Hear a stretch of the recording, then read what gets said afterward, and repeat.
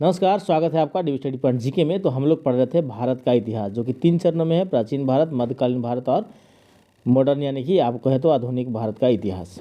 तो यहाँ पर हम लोगों ने कल जो है शुरू किया था, मतलब इसके पिछले का वीडियो में प्राचीन भारत के इतिहास से, उसी में हम लोग टॉपिक को आगे बढ़ाते हुए प्रागैतिहासिक काल तक पहुँचे हैं। तो आइए टॉपिक शुरू करते हैं। टॉपिक है, पहला पॉइंट देख लीजिए, इतिहास का विभाजन प्रागैतिहासिक या प्राक इतिहास। प्राक मतलब प्री हिस्ट्री की बात हो रही है, जो कि लिखित जो बातें थी उससे पहले की बात हो रही है। उसके बाद आद्य इतिहास, वह इतिहास 3 भागों में बटा हुआ है। इतिहास का विभाजन आप कह सकते हैं कि प्रागैतिहासिक या प्राग इतिहास, आदि इतिहास, वह इतिहास। यहाँ पर समझिए, प्राग इतिहास जो है आदि इतिहास के पहले। अब प्राग इतिहास में क्या है ना, यहाँ पर कोई लिखित चीज़ आपको नहीं मिलेगा। आदि इतिहास में कुछ चीज़ें तो लिखी गई है, पर आप उससे पढ़ जान नहीं सकते हैं। इतिहास तो आप देख ही रहे हैं, जो हर चीज़ लिखी हुई है। आगे बढ़ते हैं। जिस काल में मनुष्य ने घटनाओं का कोई लिखित विवरण उदित नहीं किया, उसे प्रागैतिहासिक काल कहते हैं, जैसा कि अभी हमने आपको ऊपर बताया था। आद्य ऐतिहासिक काल उसे कहते हैं जिस काल में लेखन कला के प्रचलन के बाद भी जो उपलब्ध लेख हैं उसे पढ़े नहीं जा सके हैं। मानव विकास के उस काल को इतिहास कहा जाता है जिसका विवरण लिखित रूप में उपलब्ध है। ठीक है, यहाँ पर एक चीज़ दिया गया है, संस्कृति और बर्तन। कौन सी संस्कृति में कौन रंग के बर्तन पाए जाते थे वो दिया गया है। मालवा में देखिए काला व लाल, बुरजहों में धूसर, जोखे में लाल। आगे चलते हैं। ज्ञानी मानव यानी कि होमो सैपियंस का प्रवेश इस धरती पर आज से लगभग 30 या 40 हजार वर्ष पूर्व हुआ।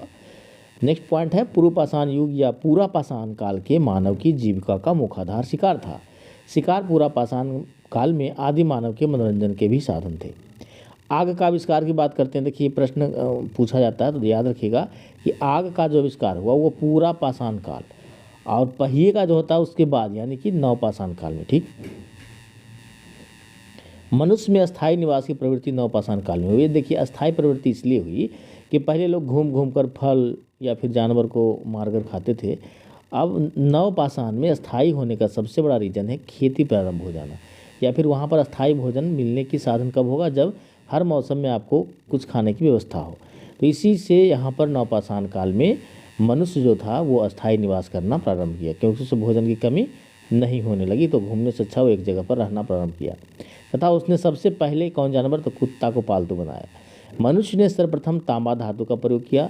उसके द्वारा बनाए जाने वाला प्रथम औजार कुल्हाड़ी था, जो कहाँ से प्राप्त हुआ है, तो अतिरम्पक्कम से।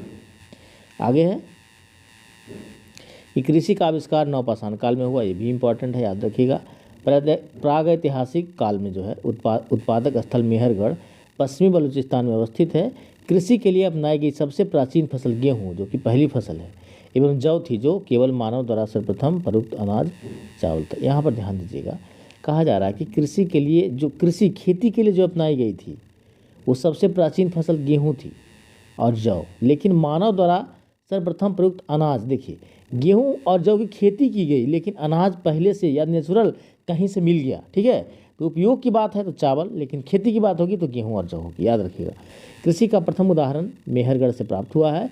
कोल्डिहवा का संबंध चावल के प्राचीनतम साक्ष्य से मिलते हैं, सबसे पहले चावल यहीं से मिले हैं।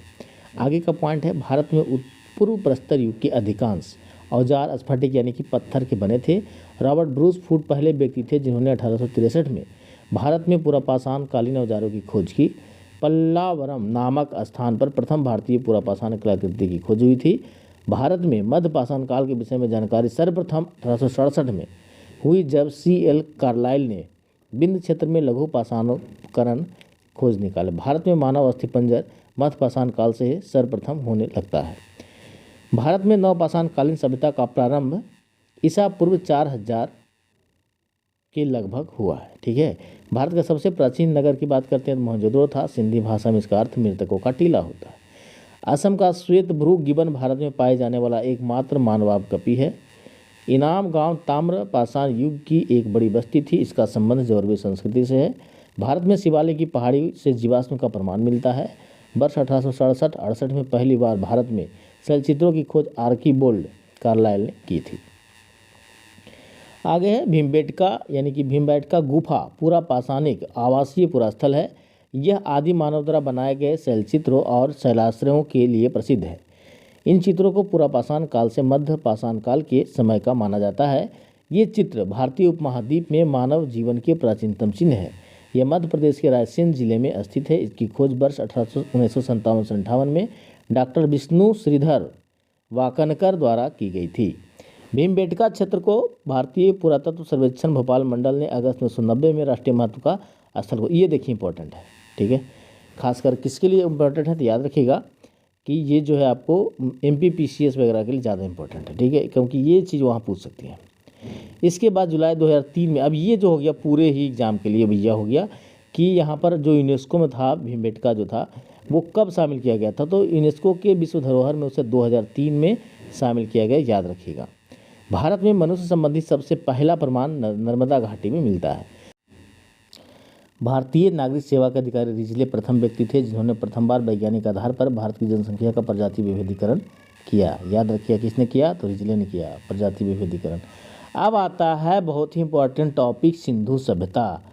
ये बहुत ही इंपॉर्टेंट टॉपिक है, इस टॉपिक से काफ़ी प्रश्न एग्जाम में आते हैं और बढ़िया बढ़िया प्रश्न आते हैं, तो याद रखिएगा, इसको बड़ा ध्यान से पढ़िएगा।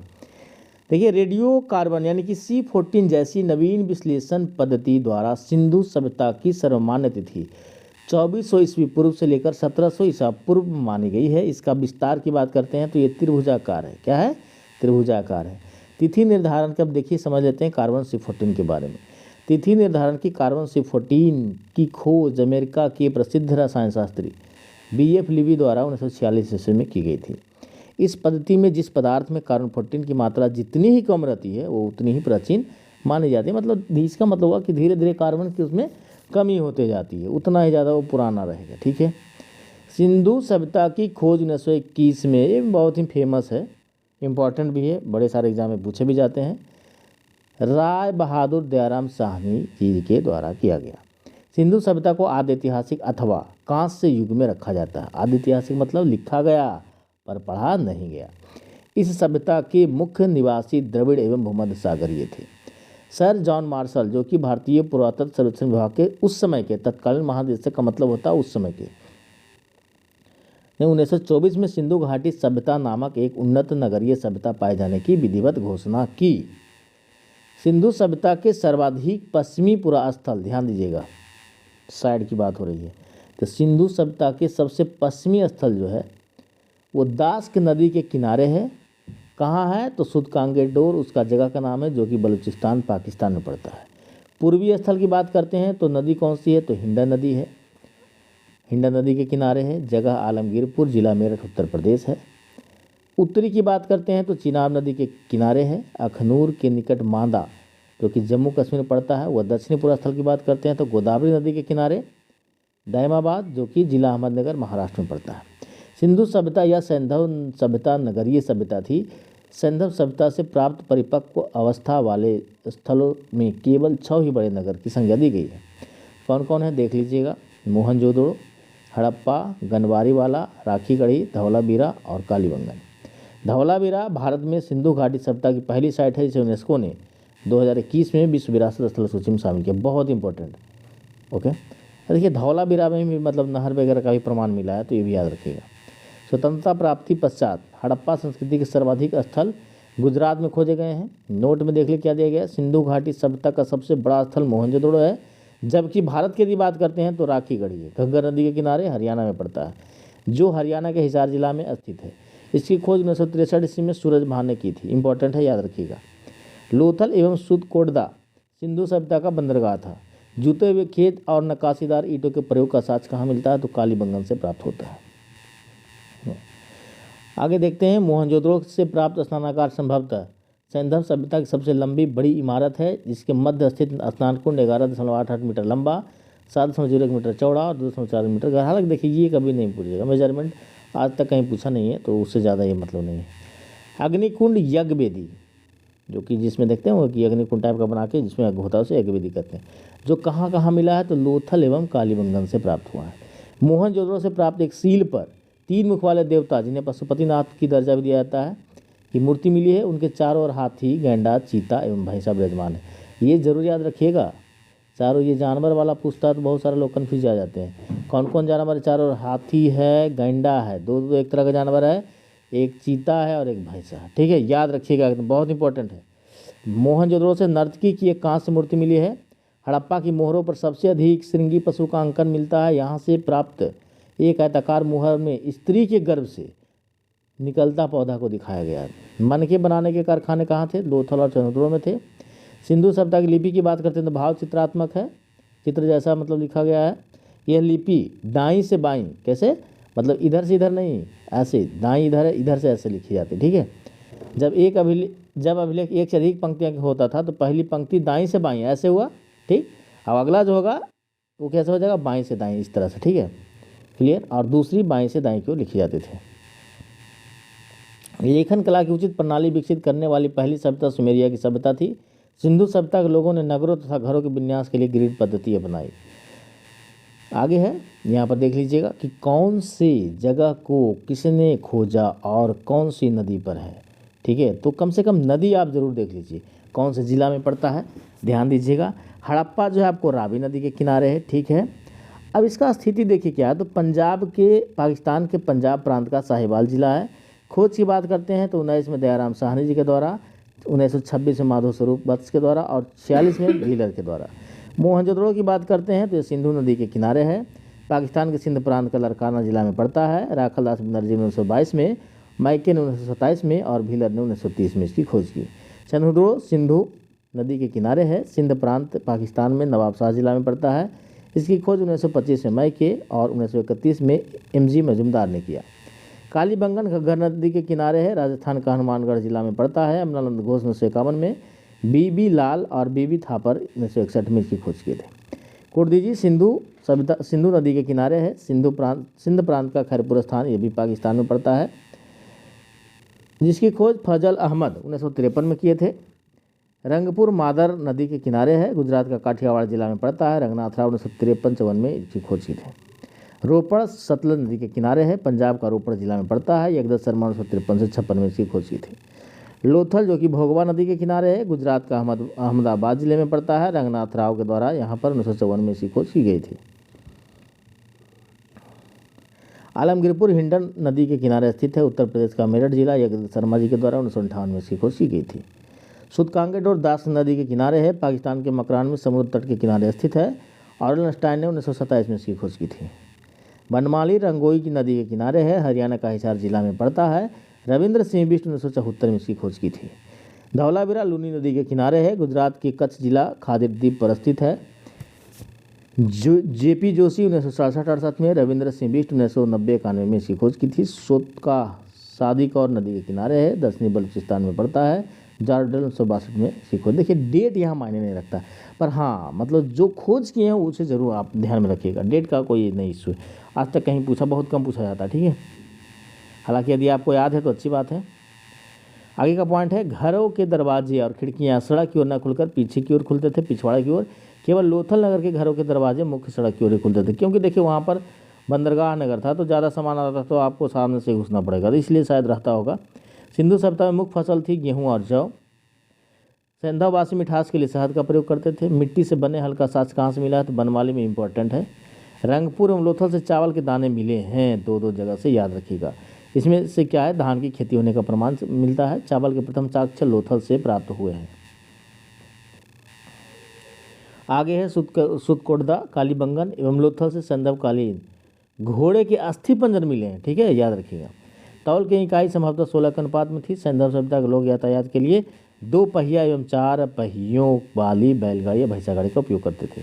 अब देखिए यहाँ से बताया गया कि सिंधु काल में विदेश से जो व्यापार होते थे तो आयातित वस्तुएं कहाँ मतलब थे, मतलब मंगाने वाला वस्तु और कौन सा प्रदेश से होते थे। देखिए तांबा खितड़ी बलूचिस्तान ओमान से होता था। चांदी अफगानिस्तान ईरान से होता था। सोना कर्नाटक अफगानिस्तान ईरान से होता था। टीन अफगानिस्तान ईरान से। गोमेद सौराष्ट्र से। लाजबर्द मेसोपोटामिया से। शीशा ईरान से। देखिए अब यहाँ पर आसपास से भी होता था, दूर से भी होता। खितड़ी देखिए राजस्थान में ही पड़ता है। बलूचिस्तान आप देखिए उससे आगे पाकिस्तान में ही पड़ता है। ओमान देखिए, चांदी था अफगानिस्तान विदेशों ईरान उस समय मतलब ये अफगानिस्तान वगैरह उस समय मतलब एक ही आसी पास माना जाएगा, क्योंकि ये भले ही आज दूसरा देश है पर ज़्यादा दूर नहीं है। तो मतलब आसपास के ही देश और क्षेत्र से सब चीज़ मंगाए जाते थे। मेसोपोटामिया यहाँ पर देख सकते हैं, यहाँ से भी मंगाए जाते थे। तो कनेक्शन मतलब नज़दीक से लेकर दूर तक था। लोग व्यापार से संबंधित मतलब एक दूसरे से कनेक्ट थे लोग। मेसोपोटामिया के अभिलेखों में वर्णित मेलुहा शब्द का अभिप्राय सिंधु सभ्यता से ही है। संभवतः हड़प्पा संस्कृति का शासन बनिक वर्ग के हाथों में था, मतलब व्यापारी वर्ग के हाथों में था। संभवतः की बात है, कोई एग्जैक्ट नहीं कहा जा सकता है। पिग्गट ने हड़प्पा मोहनजोदड़ो को एक विस्तृत साम्राज्य की जुड़वा राजधानी कहा है। सिंधु सभ्यता के लोग धरती की उर्वरता की देवी मानकर उसकी पूजा किया करते थे। वृक्ष पूजा एवं शिव पूजा के प्रचलन के साक्ष्य भी सिंधु सभ्यता से ही मिलते हैं। स्वास्तिक चिन्ह संभवतः हड़प्पा सभ्यता की देन है। इस चिन्ह से सूर्योपासना का अनुमान लगाया जाता है। सिंधु घाटी के नगरों में किसी भी मंदिर के अवशेष नहीं मिले हैं। सिंधु सभ्यता में मातृ देवी की उपासना सर्वाधिक प्रचलित थी। पश्चिम में कुबड़ वाला साड़ एवं सभ्यता के लोगों के लिए विशेष पूजनीय था। स्त्री मृत मूर्तियाँ, मिट्टी की मूर्तियाँ अधिक मिलने से ऐसा अनुमान लगाया जाता है कि सैंधव समाज मातृसत्तात्मक था। सैंधववासी सूती एवं ऊनी वस्त्रों का प्रयोग करते थे। आगे है, मनोरंजन के लिए सैंधववासी मछली पकड़ना, चौपड़ और पासा खेलना आदि साधनों का प्रयोग करते थे। सिंधु सभ्यता के लोग काले रंग से डिजाइन किए हुए लाल मिट्टी के बर्तन बनाते थे। सिंधु घाटी के लोग तलवार से परिचित नहीं थे। कालीबंगन एकमात्र हड़प्पा कालीन स्थल था। इसका निचला शहर समान लोगों के रहने हेतु भी किले से घिरा हुआ था। कालीबंगन का अर्थ है काली चूड़ियाँ। यहाँ से पूर्व हड़प्पा स्तरों के खेत जोते जाने की और अग्नि पूजा की प्रथा के प्रमाण मिले हैं। पर्दा प्रथा एवं वेश्यावृत्ति सैंधव सभ्यता में प्रचलित थी। शवों को जलाने एवं गाड़ने यानी दोनों प्रथाएं प्रचलित थी। हड़प्पा में शवों को दफनाने जबकि मोहनजोदड़ो में जलाने की प्रथा विद्यमान थी। लोथल एवं कालीबंगन में युग समाधियाँ मिली हैं। सैंधव सभ्यता के विनाश का संभवतः सबसे प्रभावी कारण बाढ़ था। आग में पकी हुई मिट्टी को टेराकोटा कहा जाता है। तो ये रहा पूरी तरह से सिंधु सभ्यता तक समाप्त हो गया है। तो ये जो आपको मैंने कराया ये बहुत सारे एग्जाम के लिए बहुत इंपॉर्टेंट है। उम्मीद करता हूँ ये वीडियो आपको अच्छी लगी होगी। यदि आपको वीडियो अच्छी लगी, वीडियो को लाइक कीजिए, चैनल को सब्सक्राइब करके बेल आइकन दबाना ना भूलें ताकि इस तरह का अपडेट आपको मिलता रहे। तब तक के लिए थैंक यू। मिलेंगे नेक्स्ट क्लास में। जय हिंद।